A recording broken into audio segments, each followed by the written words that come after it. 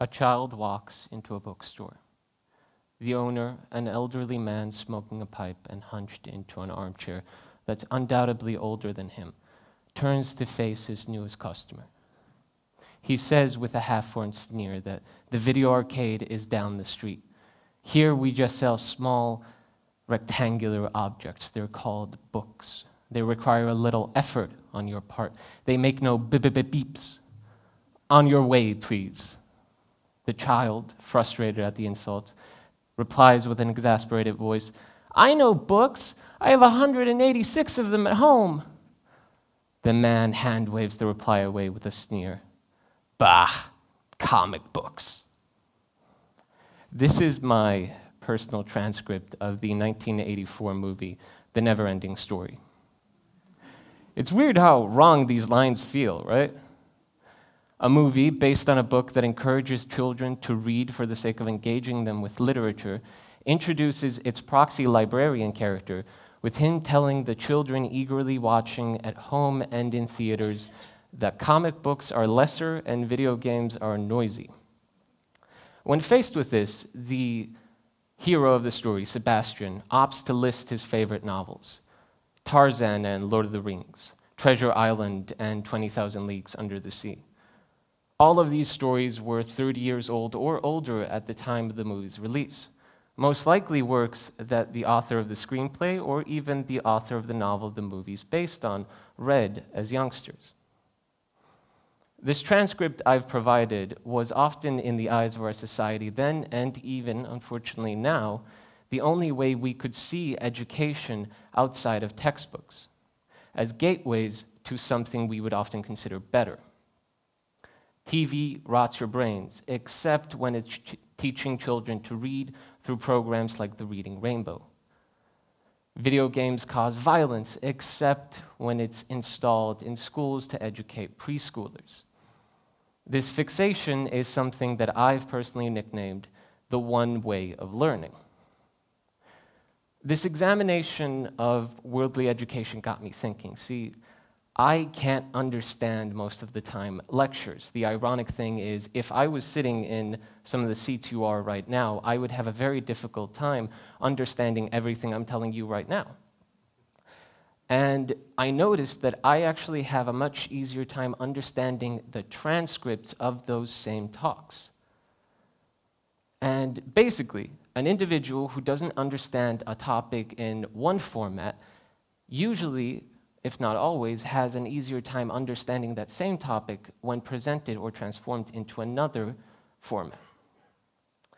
So my personal theory is this. Much like transforming a format from lecture to transcript, isn't it possible that transforming a medium from, say, novel to film might make some subjects easier to understand?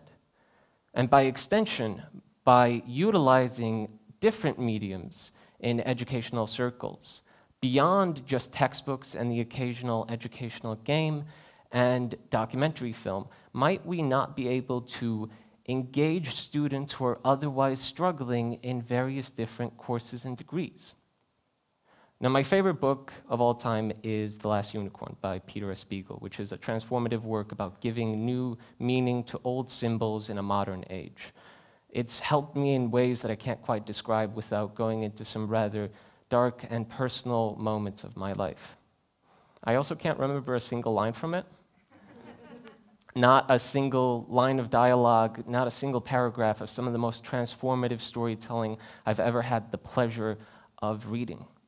I can, however, tell you all about the generic video game I was playing while listening to a generic educational podcast about the nature of news media, because it engages with the way that I understand and perceive the world around me, even if it doesn't necessarily dictate how much I like a book or a video game.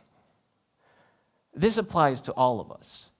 You may be a voracious reader that rips apart a bestseller in a single weekend, but that doesn't mean that teaching you history through textbooks is ideal. Our choice of medium doesn't dictate the best way to educate us. And I think that, to a degree, schools and teachers know about this, because I have talked to activists, and I have talked to teachers, and I have heard from them an understanding of the power of these mediums and a frustration at the lack of access to these tools, almost as much as I hear from students. But there was one common denominator between all of these. Not a single person I had the chance to talk to worked in secondary education. Now, we'll get to why that's important in a bit, but first, let's create a hypothetical situation where we allow every single educational medium under the sun into classrooms. Suddenly, the landscape of our public education would get radically altered. We could theoretically teach geology and math visually, or sociology and languages through video games. People with dyslexia and other comparable learning disabilities could have their needs almost immediately met, and as well, students from unique cultural backgrounds could regularly appeal to teachers to open the catalog of a given subject to works from their own unique cultural perspective. Even speaking hypothetically, just allowing students to approach a subject matter on their own terms will have benefits that are simply incalculable. But that's not how it is right now. Math is taught through textbooks, as well as every other subject imaginable. People with dyslexia, about 10 to 20% of the world by some estimates, are at a clear and stark disadvantage. A unique, qualified few students are set to succeed, and it seems that we as a society are not even able to perceive the invisible hurdles that a lot of students go through.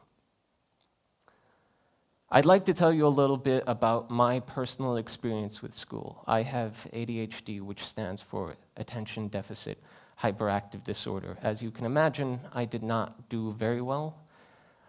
By 8th grade, I was falling behind in most everything because the textbooks with illustrations that had been photocopied so much that they were almost unrecognizable were often very worrying to me. And it wouldn't be long before my mind would start to wander in classrooms to somewhere else.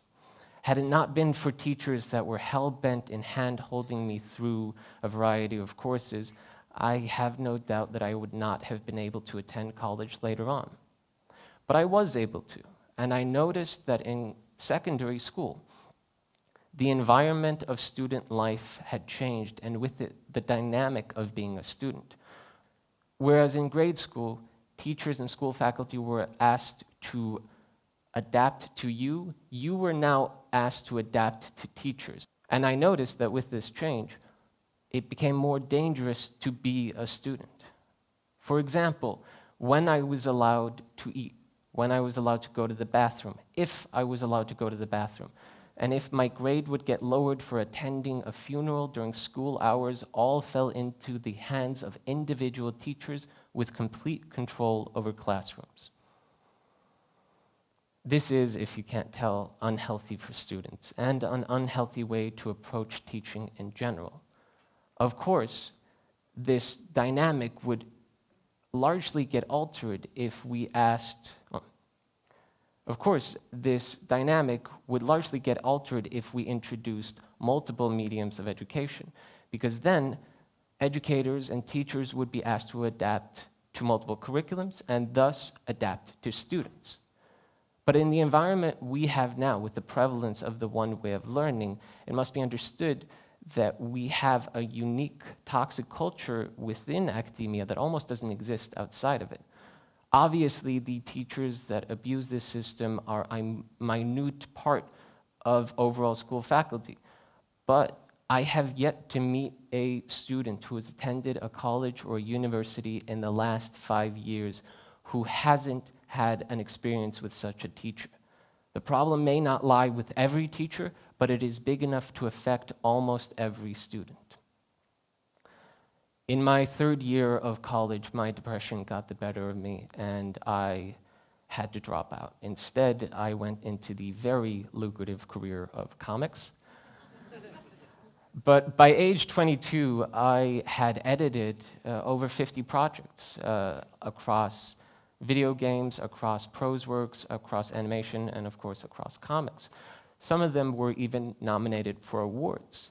I am, despite my age, relatively accomplished. But I'd like to ask you, people who are currently attending this TED Talk with me, how many of you could have utilized these mediums in the same way that I was allowed to?